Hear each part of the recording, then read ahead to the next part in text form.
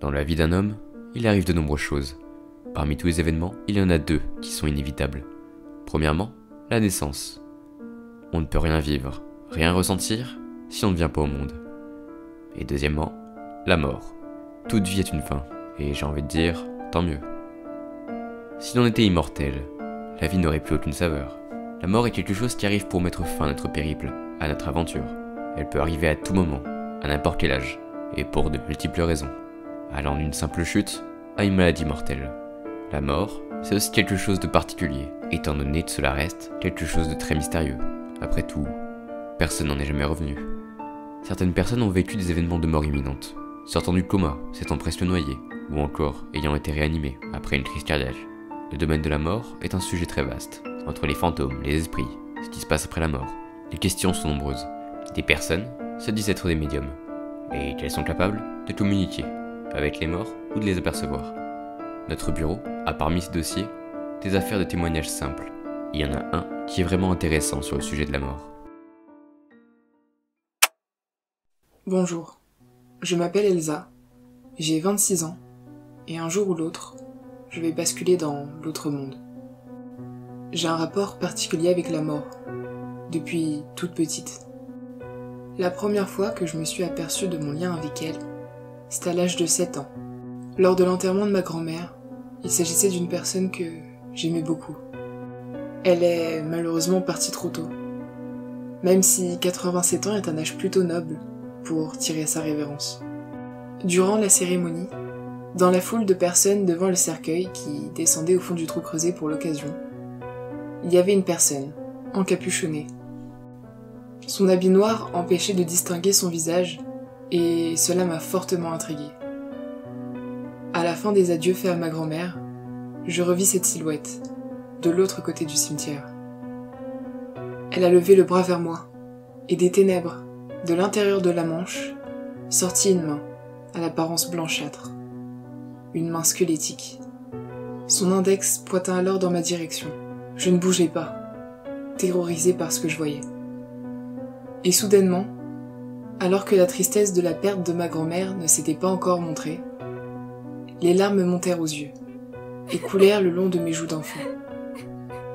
Ma vue s'est brouillée, alors j'ai frotté mes paupières avec mes mains. Et quand je les ai retirées, la silhouette encapuchonnée avait disparu. Je ne l'ai revue que plusieurs années après. Elle suivait un homme que j'ai croisé dans la rue. Elle traînait derrière elle un objet assez long, avec une lame courbée au bout. J'avais 12 ans à cette époque, et j'ai pu remarquer qu'il s'agissait d'une faux.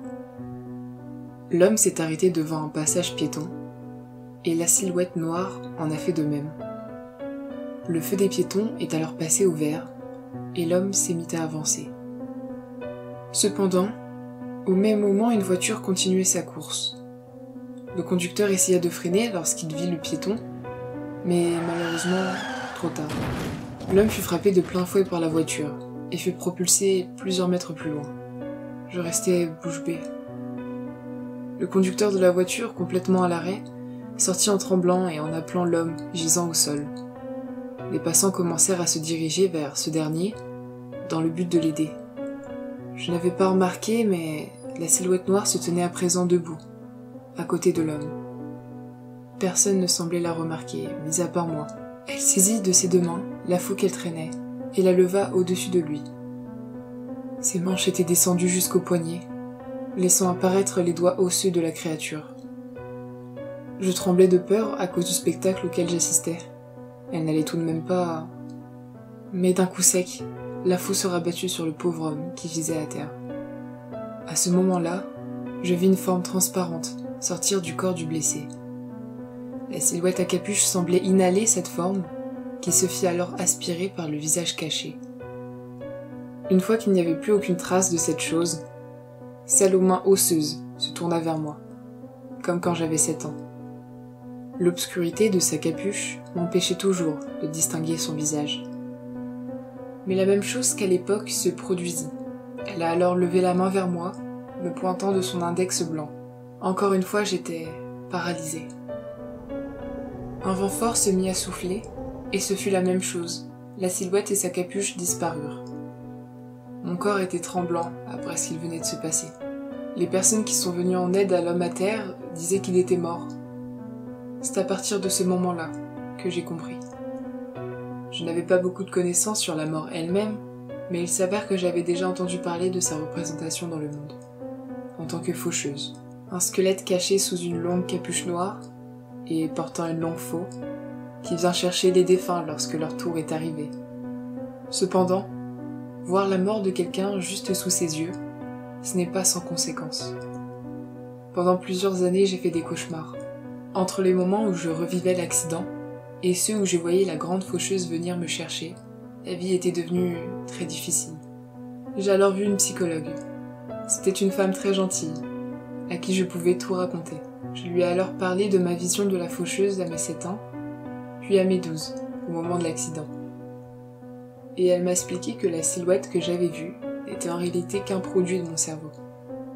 En effet, quand il est question de décès, afin de préserver le choc qui m'attend, mon imagination crée un personnage, le symbolisant afin de tout mettre sur lui. Et ainsi, à chaque événement funèbre, ce personnage refait surface. Sauf qu'une part de moi avait peur de ce personnage, de ce qu'il représentait. C'est pour cela que j'avais régulièrement des cauchemars. Mon cerveau représentait mes insécurités par ce personnage iconique. Lorsque ma psy me dit tout ça, je fus rassurée. Il n'y avait donc aucune créature qui parcourait le monde des vivants et dont j'étais la seule à le voir. J'ai vraiment cru en cette théorie. Tout se passait pour le mieux. Mes cauchemars se sont faits de moins en moins fréquents. Puis un jour, lorsque je me suis rendue chez ma psychologue, mon cœur s'est arrêté à la seconde où j'ai franchi la porte du bureau. Ma spécialiste, qui était assise dans son fauteuil beige habituel, avait derrière elle une grande silhouette dissimulée sous une épaisse cape noire. Des sueurs froides me sont alors montées à la tête. Mon corps se mettait à trembler. Et mes tics corporels jusqu'ici dissimulés, grâce à ma joie de vivre de nouveau présente, se sont réveillés. La psy m'a tout de suite demandé ce qui n'allait pas. Elle était très douée pour percevoir l'état de ses patients. J'avais du mal à articuler et j'ai balbutié quelques mots dans le désordre. Elle m'a alors arrêté et m'a demandé si je l'avais revu. J'ai hoché la tête alors que les larmes montaient aux yeux. Je poursuivis en disant « actuellement », tandis que l'eau coulait le long de mes joues. Elle mit ses 2 mains sur mes épaules en me chuchotant que ça allait bien se passer, que ce n'était pas réel et qu'il n'allait rien arriver de grave. Sa voix était toujours aussi rassurante. Mais je sentais que cette fois-ci, tout n'allait pas bien se passer. Après une longue discussion, la fin de la séance est arrivée. Et en prenant la porte pour sortir de son bureau, je vis la silhouette sombre, toujours derrière ma psy. Cette dernière me faisait au revoir de la main en souriant. Je ne pus lui rendre son sourire, et repartis complètement abattu, en sachant pertinemment que c'était la dernière fois que je la voyais. Bien évidemment, le lendemain ma mère m'a annoncé une nouvelle qu'elle venait d'apprendre. En rentrant chez elle, le psychologue qui m'avait aidé à surmonter la peur de la mort s'était fait braquer. En luttant alors contre son agresseur, il l'avait alors poignardé. Ce jour-là, je n'ai pas réussi à retenir mes larmes. Je savais que la faucheuse que je voyais depuis mes 7 ans était bel et bien réelle. Le temps passait, je l'ai recroisée à plusieurs reprises. Elle suivait toujours des personnes qui étaient sur le point de mourir. Des fois des personnes âgées, des fois des adultes plus jeunes, et d'autres fois aussi des enfants. À force, je n'ai plus peur d'elle. Mais il y a une question que je me suis toujours posée. C'est pourquoi je suis la seule à la voir. Alors j'ai fait des recherches sur différents forums. C'était assez compliqué entre les arnaqueurs et les menteurs, mais j'ai finalement trouvé quelqu'un d'autre qui est comme moi. Une femme vivant en Inde aurait la capacité de percevoir la mort. En l'apprenant, j'ai tout de suite cherché à contacter cette personne. En échangeant avec elle, j'ai eu plusieurs réponses. D'après elle, dans une ancienne culture indienne, il y aurait de temps en temps des personnes qui naissent avec des dons. Mais rien à voir avec des pouvoirs spéciaux comme les films de super-héros. Non, il s'agit de dons beaucoup plus techniques. Et l'un d'entre eux serait le don de perception. Grâce à lui, la personne qui en est dotée peut alors percevoir énormément de choses, dont la présence de la mort elle-même, lorsqu'elle accompagne les défunts dans l'autre monde. Même si j'en avais peur, la mort ne m'a jamais fait le moindre mal. Tout simplement parce que ce n'est pas son rôle. Elle ne s'en prend pas à ceux qui doivent encore vivre.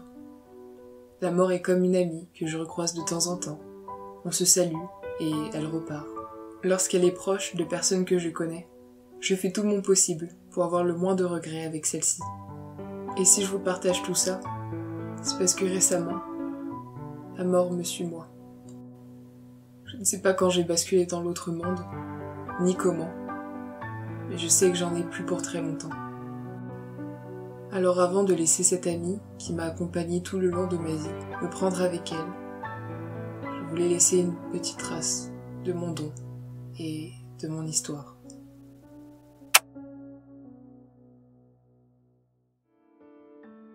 Ce témoignage est quelque chose de très intéressant. Encore une fois, les limites entre notre monde et celui des défunts sont très minimes. Qui aurait cru que la mort était capable de se balader librement dans notre monde? Avoir ce don permet certes de savoir qui va périr, mais il n'y a plus aucune surprise dans tout ça.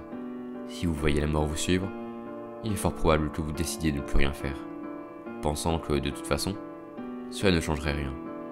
Alors que vous ayez ce don ou non, n'oubliez pas, vivez votre vie à fond, avec le moins de regrets possible. Après tout, on n'a qu'une vie.